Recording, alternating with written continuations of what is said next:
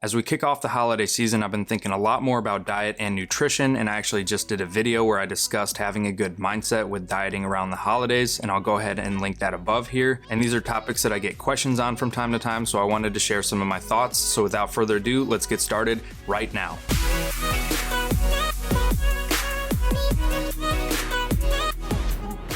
The world of health and fitness can be very dogmatic a lot of the time, and in fact, you may have heard somebody say something such as, this is the one true exercise program or diet that will give you quote-unquote optimal results. And certainly some strategies out there will be better than others, but if you can actually make it to the point where you've effectively cut through the silly BS, which is non-trivial by the way, because to be honest, there's a lot of it out there, but then you essentially arrive at the conclusion that there are many viable options that will help you achieve your goals. And this is followed by the realization that the best diet is the one that you can actually stick to or will adhere to in the long term. There don't appear to be any unique long-term weight loss benefits from any of these diets out there. So keto, low carb, carnivore, low fat, intermittent fasting, etc. So one of the main things that you should be looking at when considering starting a diet is what will fit best with your preferences. If you love carbs and would be miserable without them, don't do keto or low carb. If you don't enjoy eating nothing but meat, don't do carnivore. If restricting your fat intake to very low levels makes you sad and hangry,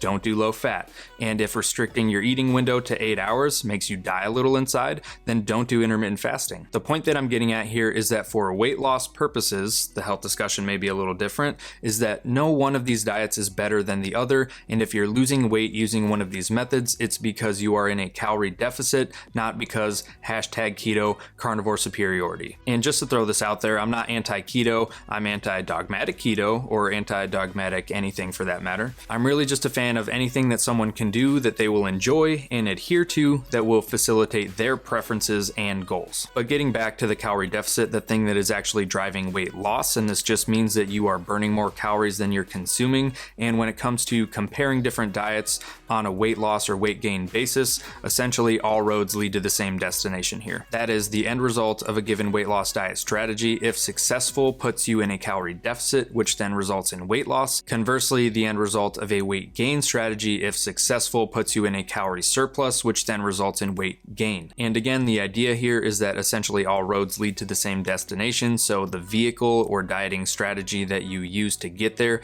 just doesn't really matter that much. Because of this, the best dieting method is the one that you will enjoy, can stick to, or at the very least won't despise, and you should really just go out there and experiment with different methods to find what you might actually enjoy. A little trial and error can provide very useful learning insofar as educating yourself on diet and nutrition. Furthermore, you may learn some things about yourself in the process. So go ahead, test out the waters, then come back and tell me what you learned. I certainly don't know everything, so you may be able to come back and teach me a thing or two. If you're curious to what kind of diet I follow, the simple answer is that I don't, at least not currently. I do try to get the majority of my calories from lean proteins or those with healthy fats like fish, vegetables, fruits, lentils, legumes, and whole grains. And like I said, I do this the majority of the time so that when a friend wants to grab pizza and a beer, I can do that without feeling remorse. And this is what works for me. I'm happy with it, I enjoy it, but I can also stay fairly disciplined with it such that I don't go too far off the deep end on a regular basis. And this may not work for everyone. Others may need or want more structure, and that's totally fine. So find what works for you and be consistent. Consistency, once again, as I've mentioned before, is one of the most crucial ingredients, if you will, in the recipe for success in anything you do. If you're interested in learning more about how to employ consistency and discipline in building good habits, go ahead and check out my videos on exercise tips for long-term success and forming daily reading habits. I will go ahead and link those above here. As always, thanks for watching, and I'll see you in the next one.